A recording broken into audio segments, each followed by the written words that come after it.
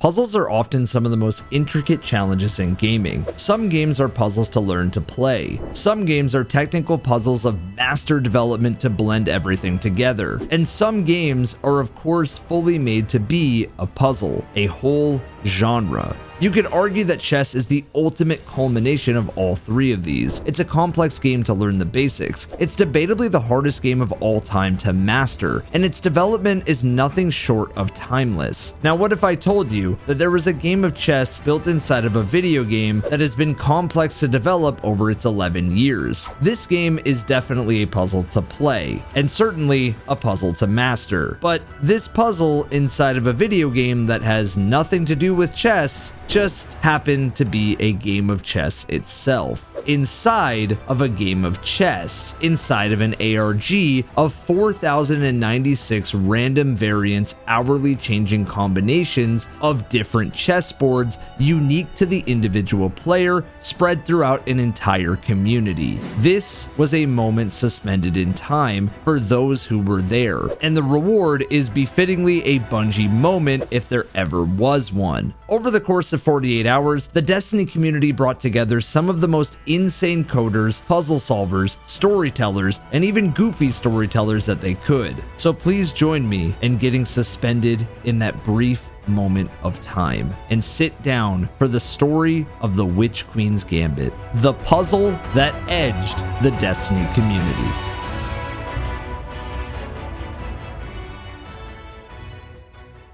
Context is king. It had been a long time since Bungie had done a community-wide puzzle in which Destiny players were in it together. Bungie are no strangers to puzzles. In fact, their other new game, Marathon, just had a really great ARG to reveal a teaser for the reveal day. Now, I want you to keep note of Bungie's incredible puzzles with some hit-or-miss rewards, since that's important as we dive into history and assess this brand new one. Over the years, Bungie has broken the fourth wall in their puzzles. The I Love Bees mystery, for example, was one of the most talked about puzzles of all time. Basically, it was a blog that seemed to get more and more corrupt over time, like a secret message was hidden within it. This led to a chase involving Bungie employees pretending to work for the UESC and verifying payphone calls from players. This puzzle alone garnered so much attention and admiration that it became common ground for Bungie fans to look deeper at almost everything the studio was doing. Everything had to have hidden messages, and sometimes they were rewarded, like in the case of Outbreak Prime's ARG in Destiny 1, which morbidly predicted a whole pandemic in real life by giving players in-game COVID with different variants.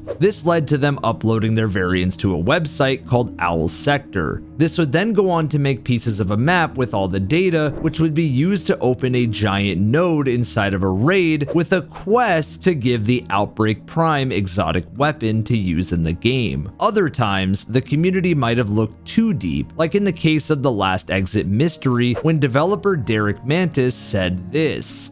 Have they broken the code in Last Exit yet? What? What?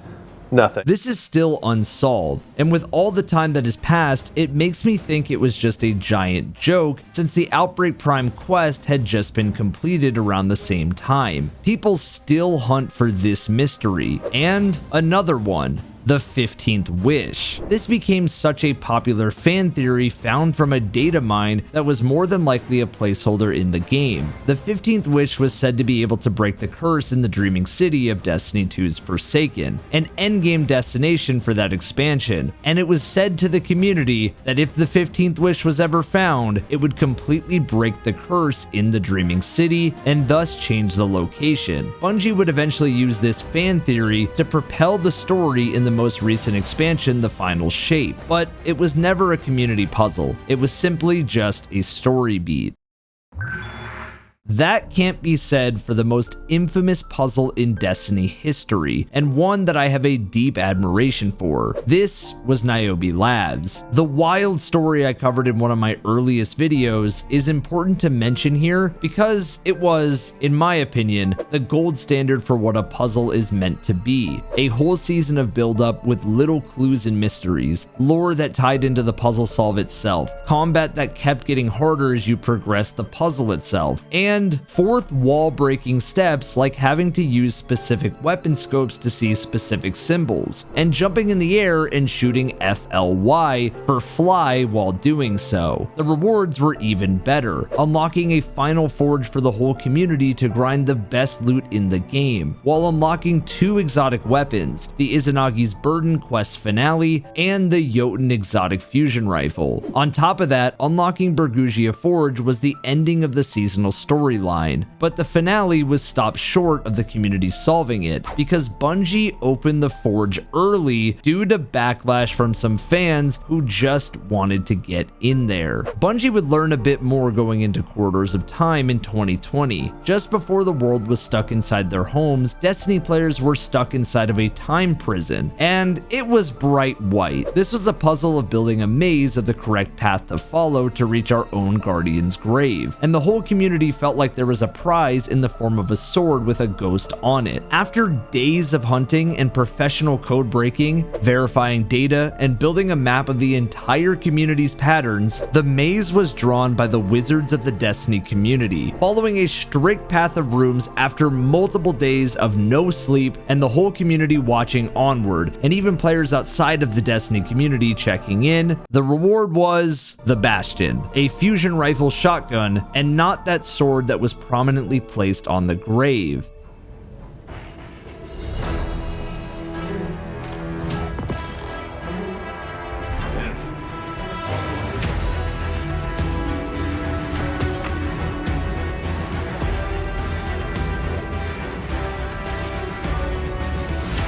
I'm done. What should have been a monumental win was turned into anger at Bungie. It all stemmed from the exotic weapon being on the season pass just a week later than when the puzzle was completed. And even though going through time to get an exotic weapon from the season pass early was great, seeing a sword on the grave of ours was just enough bait for the community to be mad at the puzzle. It didn't help that there were allegations of gatekeeping and the wider community not feeling involved either. Plus, after the first day of the quest being unlocked, Bungie removed the requirement of the Corridors of Time puzzle to begin the quest, and it was sunset not long after. One of the greatest community effort puzzles, with hundreds of hours spent by the community playing and Bungie developing a whole unique area for it, was gone. With the feedback and execution, Bungie stopped doing community puzzles for a while, and aside from some small moments here and there, they more or less took a break from them. That was until, mysteriously, chess pieces appeared on April 22nd of 2025. Pieces were scattered around this activity called the Nether and the Court of Blades that seemed so random that they almost had nothing to do with the activities themselves, like they were messages from another world. On April 29th of 2025, a new note appeared in the last city, the Hidden Truth. By going to Eris Morn's flat and then her throne world and jumping under the platform, a chessboard was sitting on the table. Interacting with this would shrink you down into the board. What the community didn't know is that they would be spending the next 48 hours down here, and they would need to become chess experts to complete the first stages. This room had some paintings, some Gambit coins, a panel to submit an answer, and some hovering symbols of chess pieces: pawn, rook, bishop, knight, queen, and king. The question you might be asking is, well, why are we here to begin with? Why is there a gigantic chessboard, and why are we solving chess puzzles? As far as my interpretation in the game, and please feel free to comment if you feel any different, the chessboard took players to Unknown Space. Unknown Space is a manipulative area with pure potential for anything to become anything it wants to be, and the faction known as the Nine wanted to create a test for us. Conveniently, the Nine are the main story for the new Destiny 2 expansion coming this summer. My interpretation is that Drifter, or someone from the Nine, left a chessboard here that acted as a sort of warp key like from Harry Potter, where we would be tested to see if we were worthy to help the Nine in their story over the summer. Why it took a chessboard to prove that we're worthy when we have solved many puzzles before and killed the witness in the story, we've even seen players solo raid bosses, is beyond me, but that is why we're here. This was a test of intelligence. This would kick off 27 unique logic puzzles of chess. Now you may think that this was simple chess moves, like in the case of the first of the 27. You would just need to to save your king while also checkmating the other king on the board. But then multiple kings came into play here. It would eventually dawn on everyone that this wasn't a basic game of chess. Instead, this was 4D chess. The goal was to checkmate all kings and make sure none of your kings were under the checkmate, but your own piece could at the same time be checkmating the enemy kings, and attacking the piece that was checkmating your kings would also count. The puzzle goes as follows: pawn e6, rook h8, pawn e5, pawn e4, knight d5, pawn d1, bishop e5, knight g7, rook d2, pawn e4, bishop f5, pawn d7, take e4, bishop e5, pawn b7, pawn f7, knight d7, knight delete f2, knight f2, take c3, bishop c5, knight f5, delete e2, bishop e2, knight e3, knight c4, pawn b7, knight h3, delete d4, queen d7, knight b4, bishop d5, take c4, take d6, take e3, and take f5. So that was a lot, right? It's important to mention that on top of placing different pieces down, there was also a remove functionality. This would come into a larger play as the puzzle progressed. This was solved within the first day by the wider Destiny community, and if it just ended here, it probably would have just been a neat puzzle that you could solve with a group of some chess club nerds together. But instead, it was really only chapter 1, since this happened at the end of it all.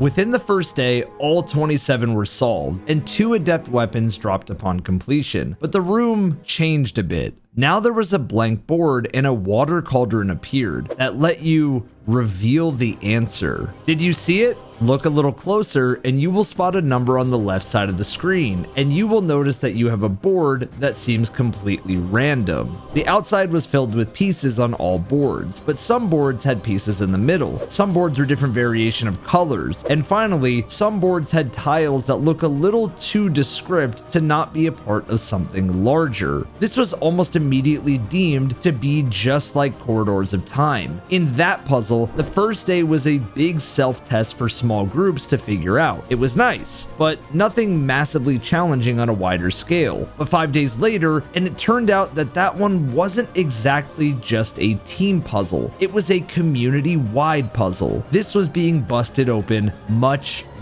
wider. Raid Secrets is a Destiny community which is always looking into everything Bungie says and taking it much further. It is the tinfoil hat of gaming, and it's composed of many players who like to break down every letter of a word inside of a sentence, every line of code, down to a solvable state. For this, gathering boards was necessary, since it was deemed that there were 4,096 boards based off of different colors of each grid for the chessboard itself, 8x8 big boards consisting of 8x8 small boards, making 64x64 boards, equaling out to 4,096 boards. It took some serious time to do this, and Raid Secrets concluded that the boards were making a larger QR code. Between a Google form to submit screenshots of your board state, the chess screenshots channel in the Discord, and shortly after, TJ09 built a platform to collect screenshots from the community, just needing the frequency numbers and later transcribing those screenshots into readable data manually. 7 hours of having TJ's portal tool, and 14 hours into this portion of the puzzle, the Destiny community had its first breakthrough. Solving the QR code was a manual effort that was happening in parallel while TJ's site was being built. A player named Hex Cody created a Figma, while I Have Toes from math class started manually matching and redrawing the QR code in Figma several hours before TJ's site was finished. They crowdsourced most of the images for the QR code directly in the Raid Secrets Discord via Paint and creator communities. The people credited for this were Toes, Adam Algert, Cody, and Nblock, who did a significant amount of manual matches that should be recognized because it was insane. And they redrew every single piece of the QR code by hand to create the solved QR code. It was a very manual process that took them about 6 hours to complete. With a lot of boards gathered into a larger image, it took players to a website. This was called aeonarchives.net, and it was here where the next 24 hours would be spent.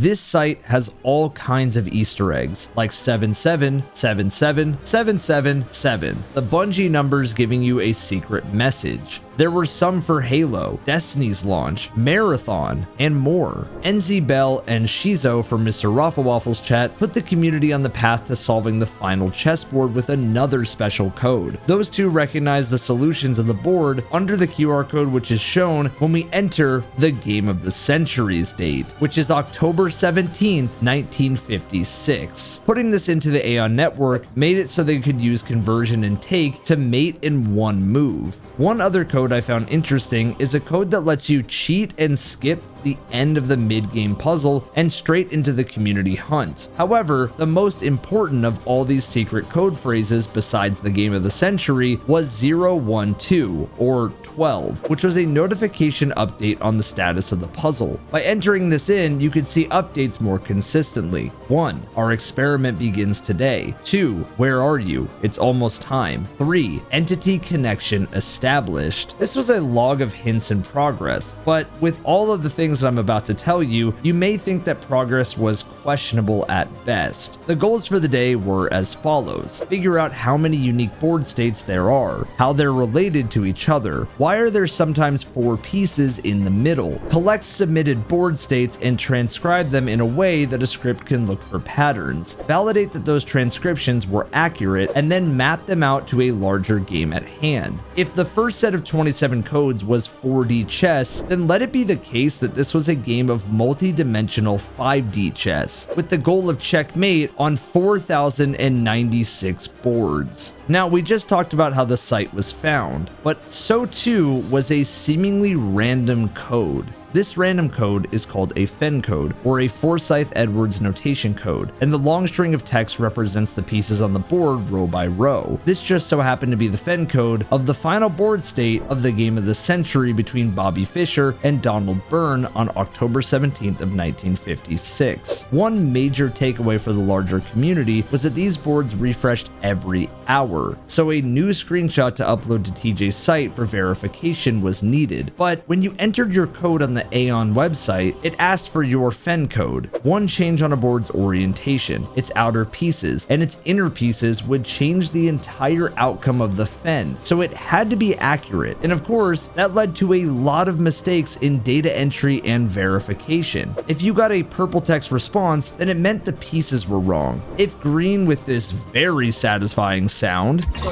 let me give you another screenshot here, which is gonna then it was correct. Ta-da! If blue, it meant the outside was correct, but the middle of the board could not be verified since that data was corrupted. For example, if you input a Fen code with pawns or bishops in the center, then both would be the correct corrupted Fen code. According to Wabi from Raid Secrets, the thought on the reason why this was the case was a way of Bungie making us still use in-game screenshots and for us to not just use an automated tool to brute force Fen codes, because then we couldn't validate the middle pieces by doing this on a corrupted board. If there was a feeling from being on the front lines of all of this that I can personally anecdote, it felt like I was Mark S in Severance, feeling out the data and then entering it in for verification. One clue that let the community know that this was one gigantic map was rooks acting as a wall. Having a side or corner piece had rooks as the indication. This puzzle was a lot more helped by the fact that Bungie had this website in general, since in Corridors of Time, having a third-party website didn't really exist, and it was done by the wizards and puzzle makers of Raid Secrets, just to make the maze, with a very strong chance that our data could have been wrong. In the next few hours, there were theories thrown out all over on what different colors of the board meant. Why have this many colors if they didn't have a purpose? Saltagrepo, not only multiple world's first raider, but apparently chess expert, had lots of insights on this with his chat. As the Raid Secrets team were building the jigsaw, they didn't quite know what light red,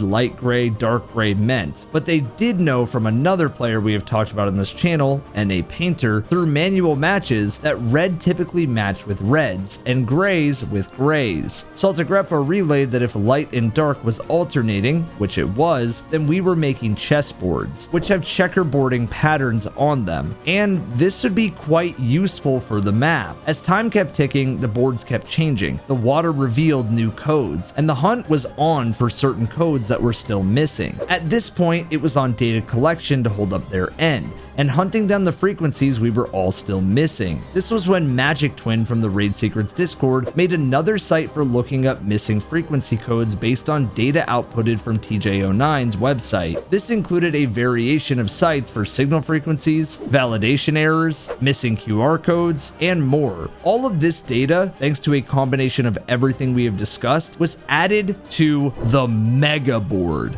This right here is one board. Now, let me just zoom this out for you. Do you see how hard this thing was? This was 4,096 individual chessboards all on one giant board. But there was a problem. Hours had passed and solving was beginning to become worrisome. Because, well, what if the corrupted data and the match confirmed meant they were telling us different things? Of course, you guys know this now because we just relayed that information, but we didn't know this at the time. This was pointed out by Mactix, and it was a crucial piece of information that Bungie themselves even relayed in an update to the Aeon network. Around 6 p.m. Eastern on Wednesday, April 30th, the Aeon interface was updated to update 4.2.5, and we received a new notification.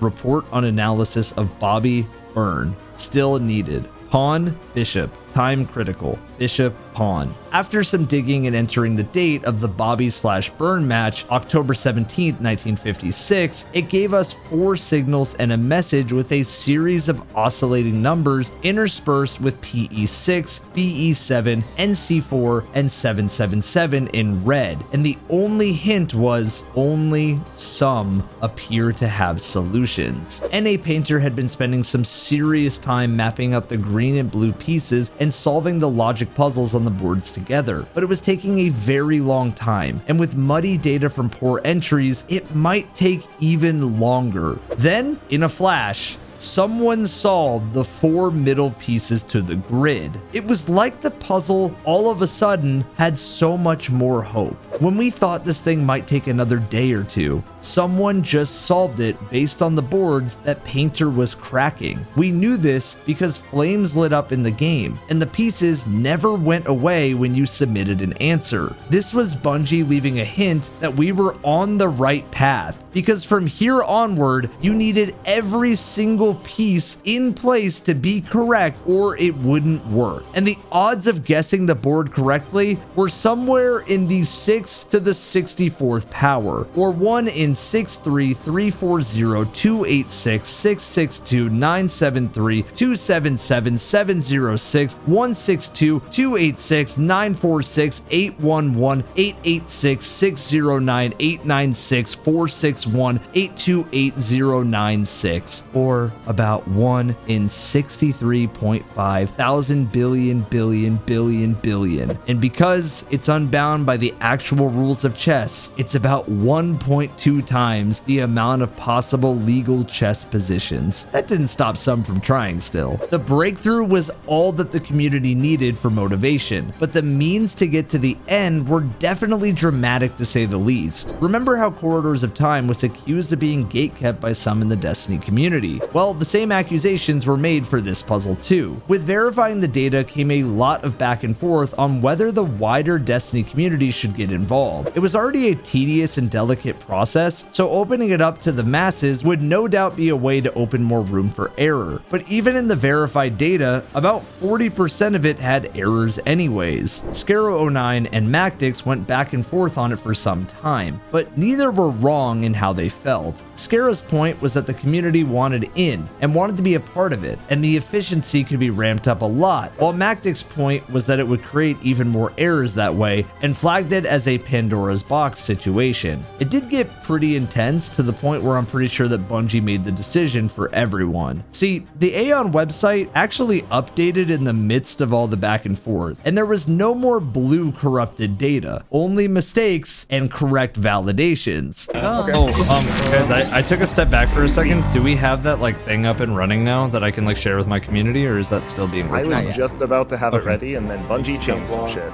Bungie made it easier. It's easier. It's what? not a bad thing. I am not upset. Oh wait, what happened? To say this sped things up would be like saying the internet sped up information, as this made it now possible to actually involve the entire community, since it was easier than ever to validate the info. Now, I want to make it clear that everyone in the group with the data wanted everyone in the community in, but there were valid concerns, since earlier that day, there was literally an attempt that somebody tried to delete the entire Google Sheet when it was opened up to the community. And that caused a lot of rollback. There was a reason why Mactix was concerned, but Bungie essentially made it an easy choice for the community as we kept going. Now, with the floodgates ready to be open, TJ09 made another site for data verification for the wider community. Was the data to be or not to be? That is the question. We had been going at this for 38 hours now, and TJ cranked out a solution in lightning speed, under all of the stress. The other reason the wider community wasn't on the validation website was also for fears of IP leaks, so TJ had to be extra secure with this one. When I asked TJ about it, he said, the main pressure is that you need to get something out there fast. In the past, we've used forums or spreadsheets to let people submit, but for chesstiny, we wanted people to be able to transcribe the data themselves, and no progress could be made until the tool was ready. But it had to be correct, because if there was a mistake, then that's worse than having nothing at all. People could draw wrong conclusions about how the puzzle works if given bad information, and once it's out there, it's hard to take it back. Bungie giving us the Aeon website for validation was an amazing improvement to Corridors though, and it seemed pretty obvious they were listening during our solving when they updated the mid puzzle to remove the blue corrupted responses. It was at this point that the community was starting to do their part. Everybody was churning and things were getting really fired up. And with only a matter of time, this happened. With that other piece in this time. Oh my god, I did it! I did it! I did it! No way. I did it! I did it! Oh my god, it's happening! Let's go. No way. We got it! We got it! Let's go! Let's go. With the solve out of the way, I figured it was important to actually have Raffle Waffles tell you guys about how the puzzle was actually solved. So we needed to figure out how to create this macro chess grid. And we'd figured based on the number of signal frequencies that we had that we'd be ending up constructing a grid, but we didn't know exactly how it was going to work at first. So we started with the fact that each signal frequency was comprised of a few constituent parts. You've got the outer grid, you've got the color of the overall sort of floor of the signal frequency, and then you've got whether or not there is a symbol in the center of it, and whether or not it's got the QR code pattern. But for this part of the solve, we didn't need to deal with the QR anymore because we'd already got the main bulk of the information from that. So we were just focused on the outer grid, the floor color, and the piece symbol in the middle. What we started doing is matching sides of the outer grid of a given frequency with sides of another frequency's outer grid. So maybe the left-hand side of one signal frequency would match, all those symbols would match with the right-hand side of a different signal frequency. And then we would know those two things joined together. The problem was that in some cases, there were multiple matches. So you'd get a left and a right that could go next to each other,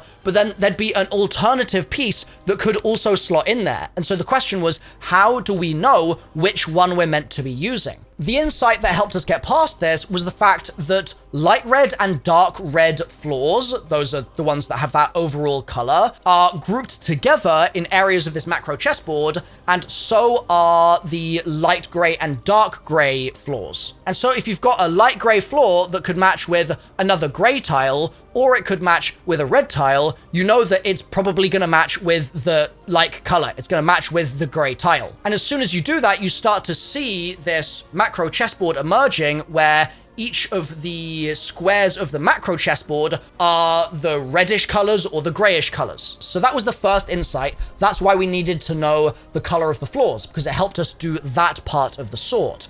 But then we also needed perfect accuracy on the entire ring of every single signal frequency. That means if one person mistook one piece for a different piece on their ring, that would completely alter where we were slotting that particular signal frequency into the overall chessboard. And that's why so much work was needed to validate and verify their exact positioning. Now that's all well and good, you're constructing this macro board, but then how do we interpret those middle pieces that I mentioned? And it's quite simple. If one of those middle pieces had 4 pawns, for example, then that would indicate that there was supposed to be a pawn in that position on the wider board that was being constructed. Whereas if it was just empty, then there was no piece there. So when we got to that final point where we'd got enough validation that the boards were in place and our theories had gotten to a point where we had kind of sussed out enough about what the broader board would be like that we could then implement those theories and execute the right idea to get the solve.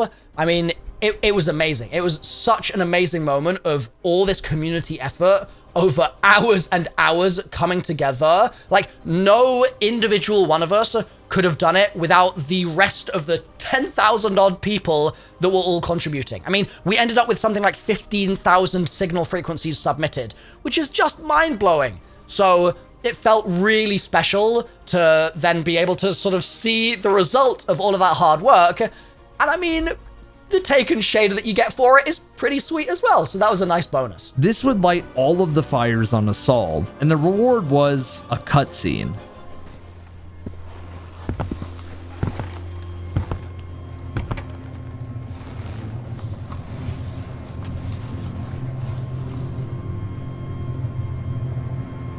Grief's a funny thing.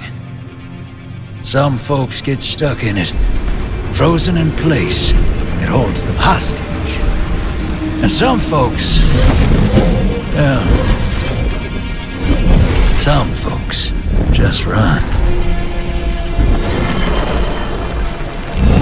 I went far. I had to. I couldn't look at the moon.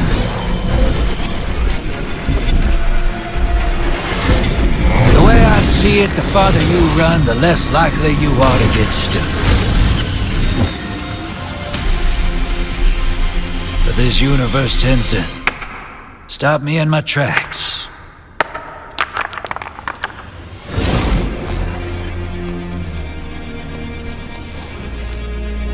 One way or another. Something's out there, hero. It's throwing rocks at our window. This cutscene is most certainly what bridges the next expansion into our current story, but it's left pretty open-ended, so I am curious what you guys think. Also curious is the rewards, because the Taken shader isn't looking very Taken like the armor from Destiny 1, nor the Dreaming City Taken effect. It's kind of odd if this really is the Taken shader, that it came out not looking very Taken. Aside from this was some other cosmetic materials which are really cool, but it left me feeling whelmed. Look, it's safe to say that the puzzle was excellent, but I have been spoiled by the rewards themselves over the years. Sure, Bastion wasn't great for the time, but getting an exotic weapon from a community puzzle felt like the norm. Maybe I'm a Pavlovian dog who saw puzzles and correlated that to an exotic weapon. Niobe, Corridors, and the Witch Queen's Gambit are all great puzzles of their own, but the reward makes me wonder if this one will be seen in the same vein long term by the wider community. I want to know what you guys think in the comments though. Before I go, I want to lend some major shout outs to all of the people that helped, and I'm sorry if I missed your name. These are the names that I got listed: TJ09,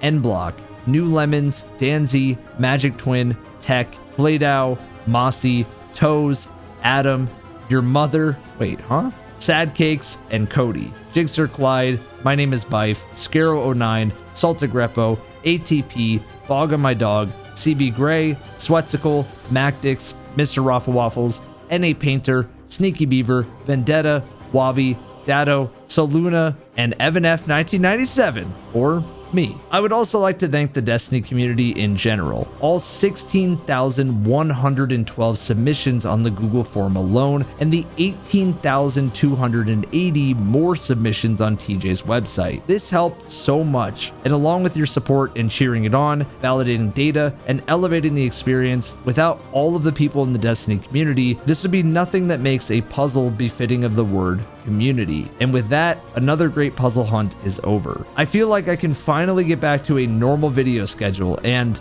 oh god, oh my god, I'll see you guys soon.